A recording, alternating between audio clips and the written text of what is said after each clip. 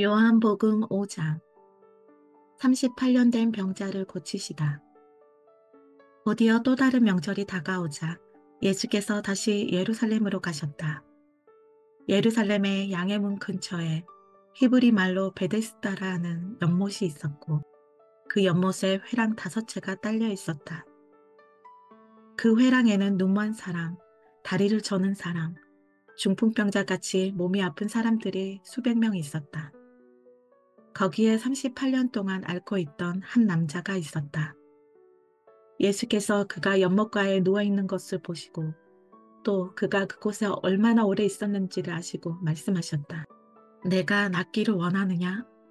그 남자가 말했다. 선생님, 물이 움직일 때 저를 연못에 넣어줄 사람이 없습니다. 제가 연못에 닿을 즈음이면 이미 다른 사람이 들어가 있습니다. 예수께서 말씀하셨다. 일어나서 네 자리를 들고 걸어가거라. 그러자 그가 곧바로 나았다. 그는 자기 자리를 들고 걸어갔다. 마침 그날은 안식일이었다. 유대인들이 그 나은 사람을 막아서며 말했다. 오늘은 안식일이요.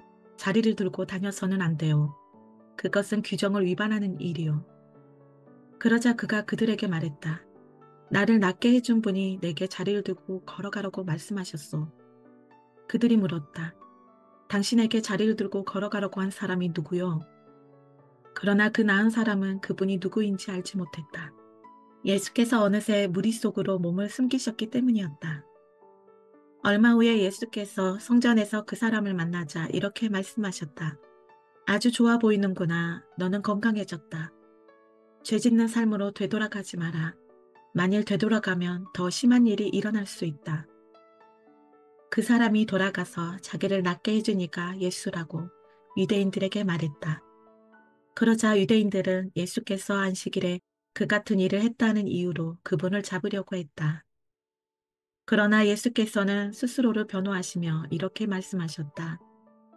내 아버지께서 안식일에도 쉬지 않고 일하신다. 그러니 나도 일한다. 그 말에 유대인들이 격분했다. 이제 그들은 예수를 공개적으로 공격하는 것을 머물지 않고 그분을 죽이려고 했다.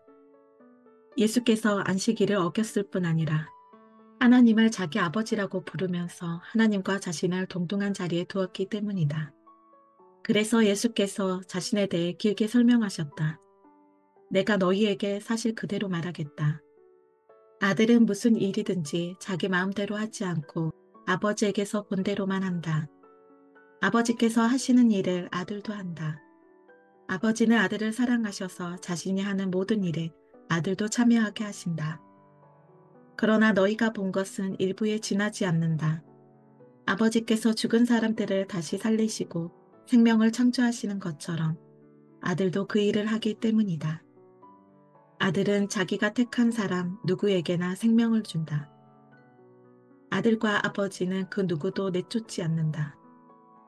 아버지는 심판할 모든 권한을 아들에게 넘겨주셔서 아들도 아버지와 똑같이 영광을 받게 하셨다. 아들에게 영광을 돌리지 않는 사람은 아버지께도 영광을 돌리지 않는 것이다. 아들을 영광의 자리에 앉히신 것이 아버지의 결정이기 때문이다. 너희가 반드시 귀 기울여 들어야 할 말이 있다. 누구든지 지금 내가 하는 말을 믿고 나에게 책임을 맡기신 아버지와 한편에 서는 사람은 지금 이 순간 참되고 영원한 생명을 얻고 더 이상 정죄받지 않는다. 그는 죽은 사람의 세계에서 산 사람의 세계로 과감히 옮겨온 것이다. 너희가 반드시 알아두어야 할 것이 있다. 죽은 자들이 하나님 아들의 음성을 듣고 살아날 때가 왔다. 지금이 바로 그때다. 아버지 안에 생명이 있는 것처럼 아버지께서는 아들 안에도 생명을 주셨다. 또한 아버지께서는 그가 인자이기 때문에 그에게 심판의 문제를 결정하고 시행할 권한을 주셨다. 이 모든 말에 그렇게 놀랄 것 없다. 죽어서 땅에 묻힌 모든 사람들이 그의 음성을 들을 때가 온다. 바른 길을 따라서 산 사람들은 부활 생명으로 들어가고 그릇된 길을 따라서 산 사람들은 부활 심판으로 들어갈 것이다. 나는 단 하나도 내 마음대로 할 수 없다. 나는 먼저 귀 기울여 듣고 그런 다음 결정할 뿐이다. 너희는 내 결정을 신뢰해도 좋다. 내가 내 마음대로 하지 않고 오직 지시받은 대로 하기 때문이다. 내가 내 자신을 위해 말한다면 그 증언은 헛될 뿐 아니라 나의 이익을 위한 것이 되고 말 것이다. 그러나 나를 증언해 주시는 분은 따로 계신다. 그분은 모든 증인 가운데 가장 믿을 만한 증인이시다. 게다가 너희 모두는 요한을 보았고 그의 말을 들었다. 그가 나에 관해 전문적이고 믿을 만한 증언을 해주지 않았느냐? 그러나 내가 너희의 지지를 얻으려고 하거나 한낱 사람의 증언에 호소하려는 것은 아니다. 내가 이렇게 말하는 것은 너희로 구원을 얻게 하려는 것이다. 요한은 밝게 타오르는 횃불이었고 너희는 한동안 그의 밝은 빛 속에서 기쁘게 춤을 추었다. 그러나 참으로 나를 증거하는 증언, 요한의 증언보다 훨씬 뛰어난 증언이 있다. 아버지께서 나에게 이루라고 맡겨주신 일이 바로 그것이다. 내가 이루려고 하는 이 일이 아버지께서 실제로 나를 보내셨다는 것을 증언해준다. 또한 나를 보내신 아버지께서도 나를 증언해 주셨다. 그러나 너희는 이 점을 놓치고 말았다. 너희는 그분의 음성을 들은 적도 없고 그분의 모습을 뵌 적도 없다. 너희의 기억 속에 그분의 메시지가 하나도 남아있지 않은 것은 너희가 그분의 심부름꾼을 진심으로 받아들이지 않았기 때문이다. 너희는 영원한 생명을 얻을 수 있으리라는 생각에 늘 성경에 파묻혀 지낸다.